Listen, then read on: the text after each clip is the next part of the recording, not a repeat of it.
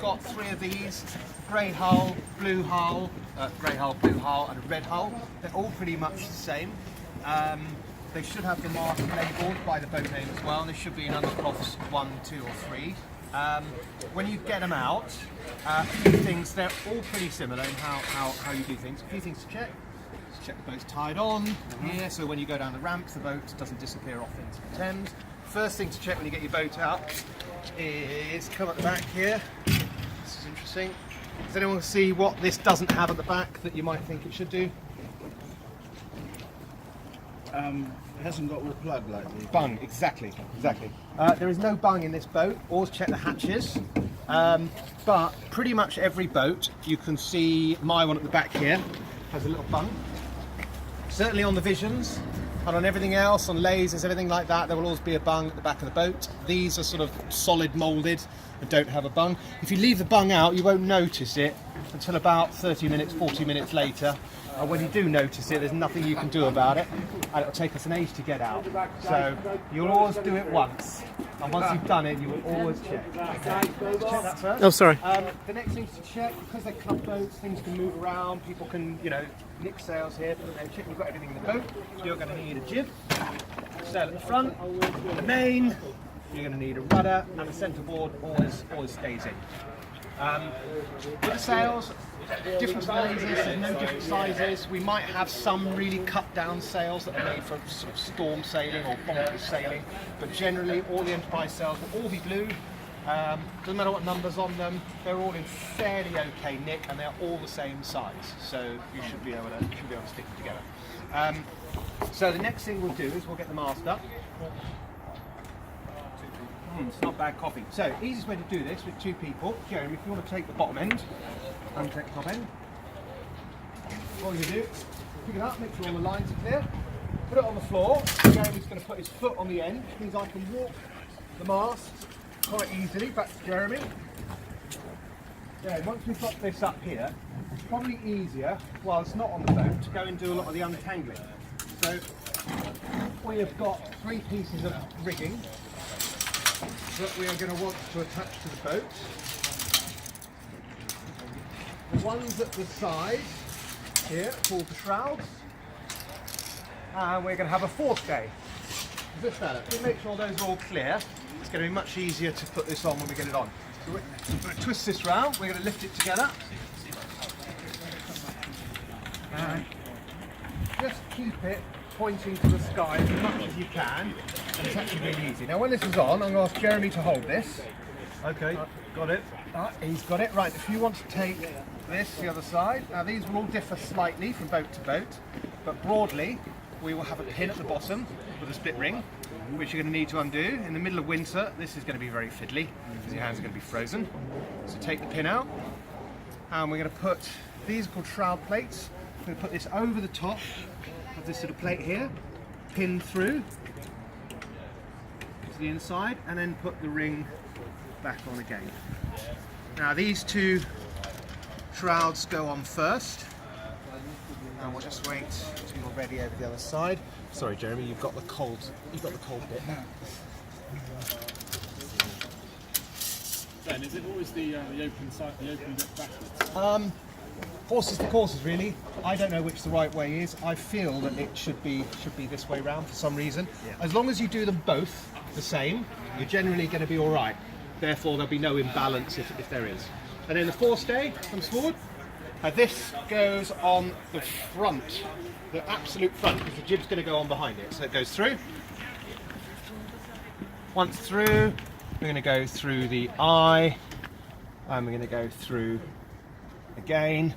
I can pull this forward a touch, give me a little purchase, doesn't have to be tight. There we go. And we're just going to do some half hitches around here. Now this doesn't have to be super tight. The reason is because when we put the jib up, this will actually be slack. The jib is going to be taking the tension on the mast. So this is just to keep the rigging up. So Jeremy can let go now, and that's ready to put the sails up. It's worth looking up the top, making sure nothing's tangled. If anything's tangled up there, you've only got to go and get the whole thing down again. So the next bit to go on the boat is the jib. This is pretty easily done. unravel this. We're going to attach this at 2 points. This is going to go up the mast on the jib halyard. So we have 2 halyards on the boat, jib halyard and the main halyard. Jib up and one to tow the main up. And it attaches down here at the front. So you'll have another little ring with a pin here. And I'm going to put this on.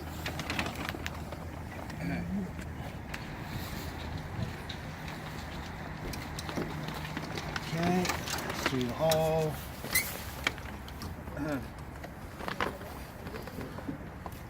I'll tell you how to stick it all together, and Jeremy's going to tell you how to sail it. So, that's on there.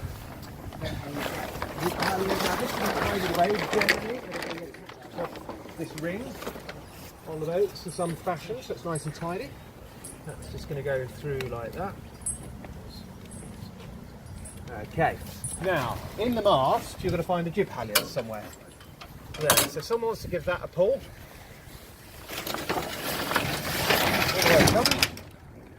Now to tension the jib, we have something called a high field lever. And that's this fella here. Put it through the noose. Keep this rope clear of it. As you can see, it's starting to be worn away. So just keep that clear of this lever bit here. And then we're going to want to slot this in somewhere. Some boats will be marked where you should have it for tension. Generally, you want it tighter than you might think, and we'll show you how tight that is in a minute. So right now, you could probably pull that down, but it's not going to be tight enough. So what we're going to do is move this thing down a touch, and I'm going to ask Jeremy to pull on the forestay. So if you stand on the front of the boat like this, pull this. What this is doing is bending the mast forward, shortening the area, so we can get this really tight. Now you can see, I can actually move that down, pull down pretty hard, like that.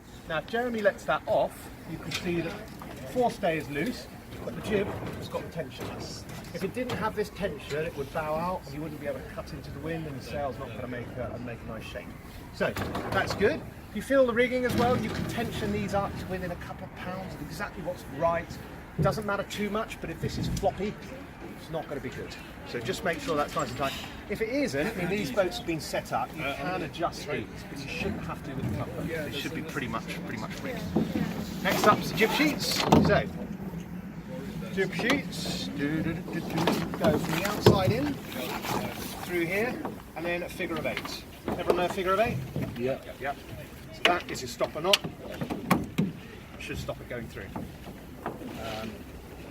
These ropes are nice and thick. If they're thinner, you could do some sort of god-awful whatever to make sure it goes through. Okay, that's all pretty clear. We're not going to go through the jib pole yet. If you've got one of these attached, this is used for what's called poling out the jib. Which basically means that when you're on a run or certain points of sail, you can keep this out as far as it can go to catch the wind to make the best shape. If you're not using it, it should be able to just be tied on and kept out of the way, and it shouldn't bang around. Next bit's the rudder. So now these can be secure. Oh, that's a fantastic blade. These are works of art. These are Mullane's foils. These are just, they're expensive, but they are a work of art. Feel that, feel the sharpness of that. Beautiful. Absolutely wonderful, and only one nick in it. So, now I'll stick it so far. So sticking these on, again, same thing as with a laser, you've got this traveller at the back. Now if you put this over the top of it, the main sheet's not going to be able to come back and forth, and you'll be in the water pretty much on the first tack. So what you've got to do is get your dangler out, tiller extension underneath here, and we're going to sit this on top here. So there's 2 pieces of kit here, what's called a gudgeon and a pintle. I forget which one is which, but basically you're going to slot this straight over the top, like that. Some of them will have different things to secure it. Some of them will have a clip that comes over the back. This one has got a little device that you just move to T position to stop it coming out. If that does come out when you're in water, it's a bit of a bugger. So make sure that's secured. Make sure now, this, you mentioned a second ago, Jeremy said, yeah. This is tied, so it stays in the middle. Are they all like that? You never have that out there? No, shouldn't you too. You can always put on the main sheet Right onto the centre of the boat. So, getting these down. So these, as you can see, unlike a laser, don't have an uphaul and a downhaul, don't have a rope to do it. Some of the old ones might do, but these do not. Two ways of getting this down and keeping it down. Push it down by hand, all the way down. Now, you've got two options. If you're racing, and you're going out there at high water, you're not going to be hitting the bottom at any point. Now, I've got these things. These are the pins, and these are fabulous. They go through this hole here, and straight through, he says, straight through the ball. That will keep it in the lock position. If you did get into a real pickle and got grounded, that will snap before pretty much anything else. So, what you've got to do though, is you've got to get the rudder all the way down for that pin to get in. When you lean over the back of the boat in the water, this will push down and this will be underwater. So unfortunately, you might think you're going to have a dry day and get to the boat, but your hand will be wet within a minute. It'll be cold, because you've got to reach under here and you've got to travel around and find this little hole. It makes it a lot easier if you push this all the way down, put your hand as far down here as possible, and you'll hear it go clunk. Then you know it's in a good spot, and that can go straight through. Okay? Otherwise, if you're river banking in one of these, if you get off and you put that down, you will inevitably hit the ground at some point, and this will go, and the whole boat will misbehave, and you'll be in a real pickle. If you're river banking, the best thing to do is just to push it down, and then hand tighten this. Tighten that up pretty tight. That shouldn't move too much, but it will move. So after a couple of tacks, you'll feel the helm get a bit heavier. That's because the rudder will be out like that. When this gets wet, it will slip a bit as well. So after a couple of tacks, go to the back, push it down, and you'll be able to give it a few more turns. Then you should be golden. That means when you come into the bank, if you're river banking, you'll just be able to go to the back. You can undo this a bit, and then you can leave your hand over the back of the boat and just lift it up. You can still steer a bit like that, but it'll be really, really heavy in the last metre or so. It's not particularly good for the boat or anything like that, but it saves damaging this beautiful piece of woodwork. So we'll leave that on there. Last bit to do is the mainsail. So these will either be rolled or flaked in the boat, but they're all pretty much the same. The sail will be attached to the boom. The sail runs with this slug all the way along the boom, so it's not like a Vision where it's just attached to the slug at the back. Okay, the sail runs all the way along this track. And same with the laser. You've got an out haul, which is generally just clipped with a little knot over the top of here. So you can see it's a pretty simple system. Just a little knot into the wedge and pull tight. Jeremy's got the out haul control there, and you can pull that on. You can see the sail moving along this track now, and it's around to the black mark. These boats might be marked where it's appropriate to have them. Okay. Next step, we're going to follow the top of the sail. Stick the boom on first, or just put it up and pull it up. So, boom has got what's called a gooseneck here. So, at the end of the boom, there's going to be a little hole, and Jeremy's going to pop the end here into the gooseneck. You can see this luff rope that runs all the way along the luff of the sail. That's going to go up this track here. Same as with the Visions. When you put it up, it might get a little caught here. Just be careful with it and try and guide it up. Now we're going to need a main halyard. This is going to hoist our mainsail up. It is.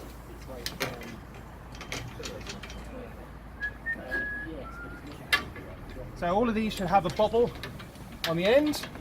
Before you do this, look up, make sure it's running free.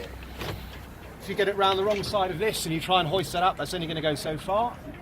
So, standard protocol, make a little loop through the top, it says, and bobble through.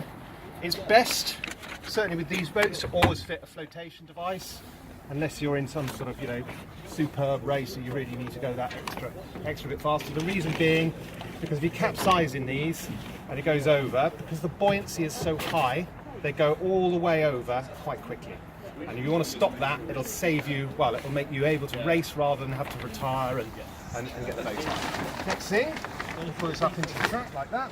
At some point, the bottom of the mast is terminated the main halyard. If you come round and have a look, I know it's not particularly easy around here.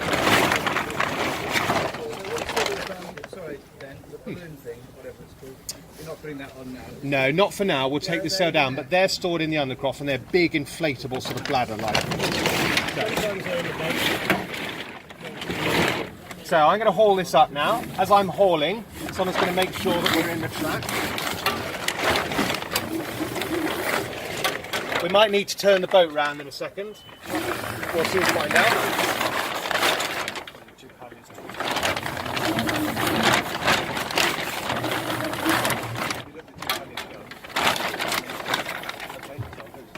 Is it twisted? Okay. Alright, just 1 second.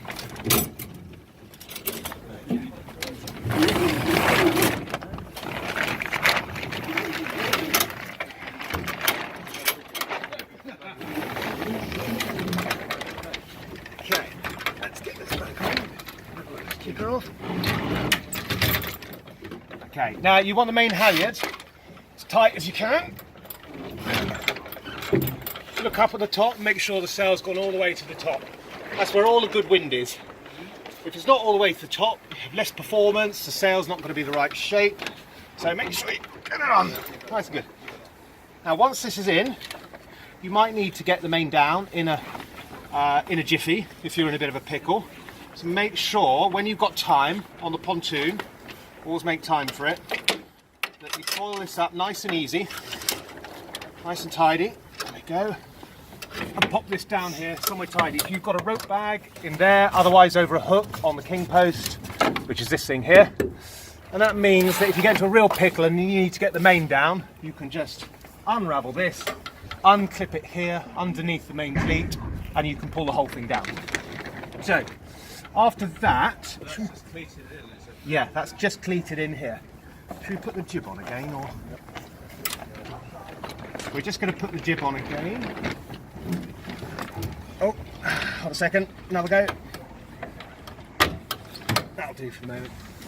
So, next up we've got the 3 sail controls, exactly the same as we've got with the laser. So we've got the out haul, we've got the down haul, and we've got the kicker. Kicker's here. These should be terminated, certainly the down haul and the kicker on both sides here.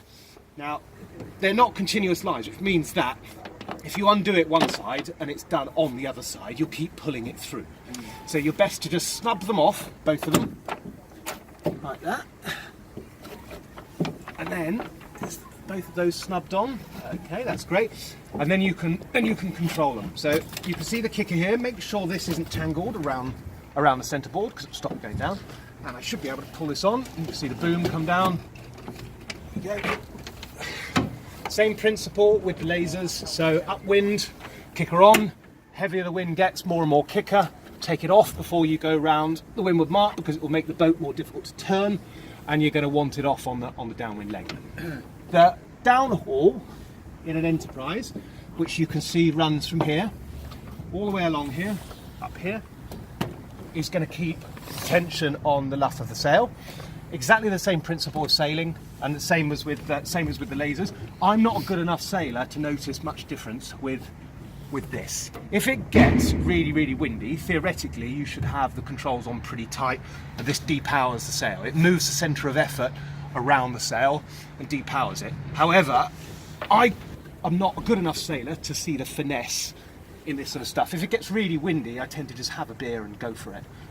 Pull this on, but I haven't. So that's the down, is it? Very good question. Sometimes Some of the club boats have a little clip and a pin. yeah, To it. some have a clip and a pin. Some come down to here, a little a cleat on the king post, but we don't have one. So I tie it onto this ring at the front. Yeah, tie it onto the ring. You generally, if you're seeing creases in this, I'll wait till he's tied it on. It's generally on too tight. If the sail looks like not a sail, it looks crinkly and nasty and out of shape, it's probably wrong. So is that on? Yeah. Tighten this on. Now can you see what's happened here? We've got this crease all the way down by the mast, little fold. Okay, that's not great. In a really, really high wind, great. It's going to depower the sail, and basically make it work less like a sail. It's going to move the air around so you have less power. But what you want is just have this on. Not even that. Just there we go. Just on, basically. That's the downhaul. That's the downhaul, yeah. The kicker, when you go out, same as with the lasers, actually, same as Michael was saying. Just have it on so you can feel a little bit of tension. If you're going upwind, and certainly if you're getting overpowered, you're going to want to bring this on a touch more. Just before you get to a mark, when you've still got time to think about it, it's best to make sure that that's come up and is just hand tight on. There we go.